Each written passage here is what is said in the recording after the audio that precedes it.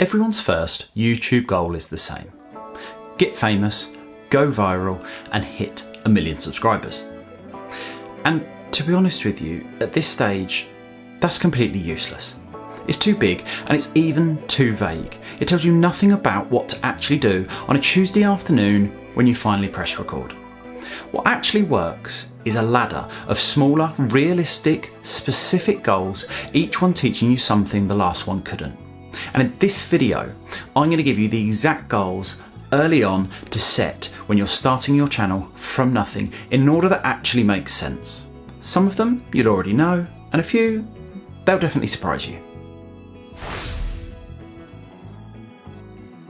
Hi, my name's Adam and I'm building this YouTube channel in public, and I share everything that I learn along the way, including what moves the needle for new creators with no vanity metrics and no fluff. So if that's helpful, please subscribe. Now, let's set some goals.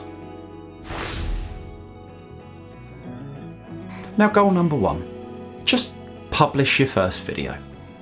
Not to plan it, not to script it, not to spend 3 months researching the perfect microphone for it. Just publish it.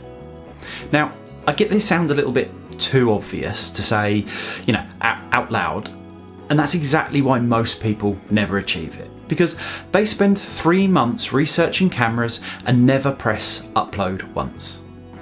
The bar for goal 1 is embarrassingly low, on purpose. It exists to break the habit not to produce your best work. Your first video will probably be a little bit awkward. Your framing might be a bit off. Your audio will sound a little bit. But fundamentally, none of that really matters yet. What matters is that you know what filming actually feels like, instead of just imagining it. And imagining it is where people get stuck. Give yourself a deadline of 2 weeks from today. Whatever you have goes up by then. Goal 2 is your first 50 subscribers. This goal isn't about the number. 50 is nothing in terms of YouTube. What it is about proving something to yourself, that there is a stranger somewhere who owes you absolutely nothing but has chosen to follow what you're making. Your first 50 subscribers won't come from the algorithm. They'll come from you sharing in communities where your topic is already live, posting where they're already looking for the exact answer for the question that you're helping them with. This is manual and it's unglamorous work, and it's supposed to be, but it teaches you you're actually making a video for someone. So track where each one of those 50 actually come from. Was it a forum post, a comment that you left, a friend who shared it? That trail matters more right now than the number does. It's the beginning of a map that you'll use again at every stage after this one. Goal 3. Well, this is your first 100 subscribers. This is where most new creators expect it to start getting easier. But in reality, usually it gets slightly harder, because the goodwill of friends and family is almost definitely up by now. And the rest, well, that has to be earned from strangers on the strength of your content alone. Use this stretch to notice a pattern. Which videos, which title, which topic pulled in most of those second 50 than the first did. That pattern is more valuable than the 100 number itself. It's the first real signal that your channel is actually about something, as opposed to what you maybe originally planned it to be all about. If nothing's pulling ahead yet, then that's fine. It just means that goal number 4 is going to be even more important. So goal number 4. This is your first video that outperforms the rest. At some point, out of nowhere, one video will do noticeably better than everything else around it. Maybe it's 10 times your normal viewers. Maybe it's just double. It doesn't need to be huge. It just needs to be clearly better than your average. That video is a message from your audience about what they actually want from you.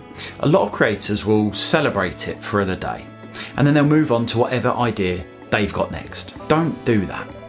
Just sit down and study it. What was the title doing for this video that your other titles weren't? And what problem did it solve faster than usual? Your breakout video is the closest thing you'll get to market research, but it comes from the people that you're actually trying to reach. Open your analytics and actually look at where the traffic came from. Search suggested a specific external site. Then make a second video on a closely related topic within the next week or two, while that momentum and that audience are still interested and is still fresh. Goal number 5, 10 videos in a row on schedule. Not 10 videos in total, 10 videos with whichever schedule you committed to, without a gap that you didn't plan for. This is a goal that separates a channel from a hobby that occasionally posts to one that most people quietly fail without noticing, because missing 1 week never feels like a big decision in the moment. 10 in a row forces you to build the unglamorous parts of a filming routine, a batching habit, a backlog of ideas. That consistency actually depends on you.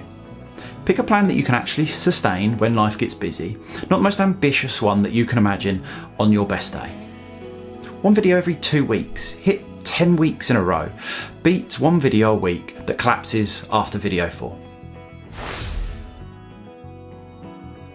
Goal number 6, a real conversation in your comments. Not a, hey, thanks, great video, or thank you. An actual back and forth where a viewer asks something specific and you answer it, and then they reply again. This is a different kind of milestone because it's not about volume, it's about depth. It's the first proof that you're building a relationship with individual people, not just accumulating an audience. Go looking for this deliberately.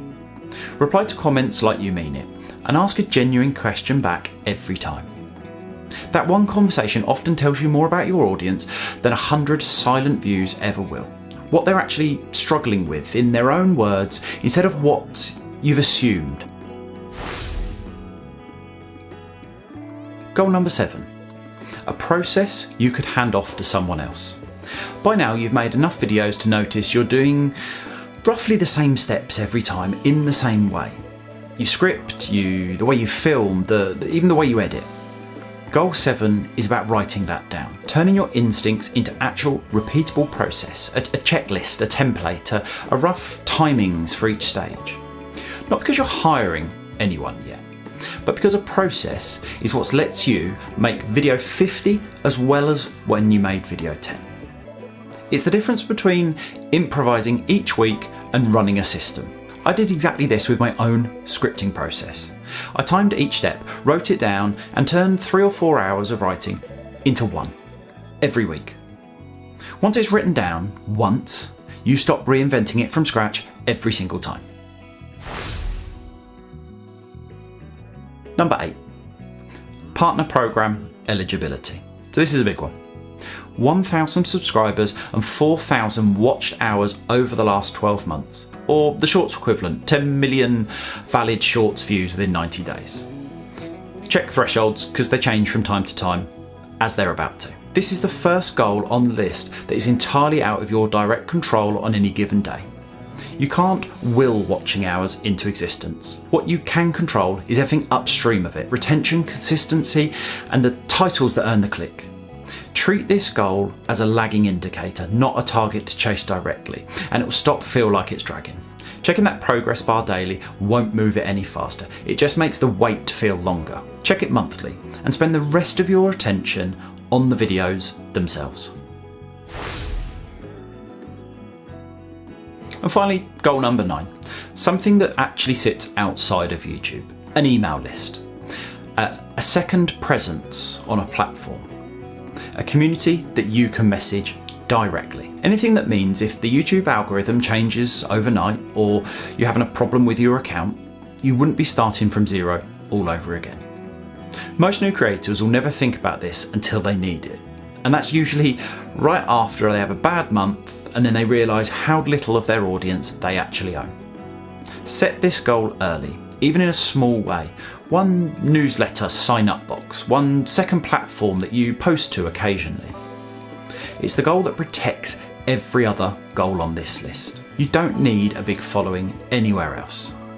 You need one place where 100 of your most engaged people can still find you, no matter what happens to any other platforms. So that's it. 9 goals. Publish a video, get 50 subscribers, get 100 subscribers, a breakout video that outperforms your average, 10 videos on schedule without a gap, a real comment conversation, a process that you could hand off, partner program eligibility, and something that exists outside of YouTube entirely. None of these are about luck. Each one teaches you something really specific, and each one makes the next one easier to hit. Chase these in order, and that big vague goal that you had at the beginning, that starts to take care of itself. So hey, if you want to learn more great YouTube tips, subscribe right here.